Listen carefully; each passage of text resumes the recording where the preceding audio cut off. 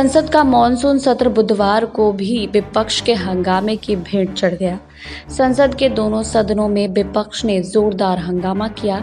राज्यसभा के सभापति एम वेंकैया नायडू विपक्षी सांसदों के हंगामे पर बोलते हुए भावुक हो गए। उन्होंने मंगलवार को हुए हंगामे पर निंदा करते हुए कहा है कि मैं कल कुछ सदस्यों द्वारा टेबल पर जाने की घटना से बेहद दुखी हूं और व्यथित भी हूं। मैं रात भर सोया नहीं हूं।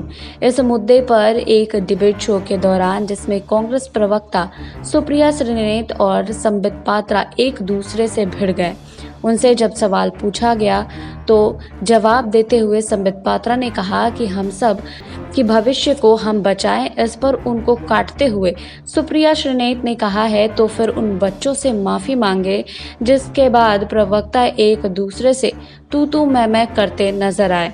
जी हां, बता दें कांग्रेस प्रवक्ता ने अपनी बात को रखते हुए कहा है कि भगवान आपको सद्बुद्धि दे। उन्होंने अपनी बात को आगे बढ़ाते हुए कहा कि भगवान मोदी जी को बुद्धि दे कि वह कोरोना में हुई अपनी लापरवाही पर देश से माफी मांगे। अपनी बात खत्म करने के बाद सुप्रिया श्रीनेत ने अपने हाथ में एक बोर्ड उठाया जिसमें लिखा था कि जासूसी, किसान, महंगाई और बेरोजगारी।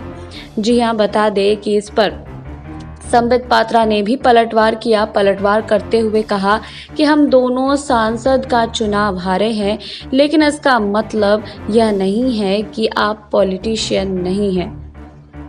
वहीं बता दें आपको कि राहुल गांधी को कोरोना का कौ भी समझ में आता है। उसको कुछ समझ में आता है क्या? राहुल गांधी सीरियल पॉलिटिक्स समझते हैं। उनके G23 वाले ही उनके साथ नहीं हैं।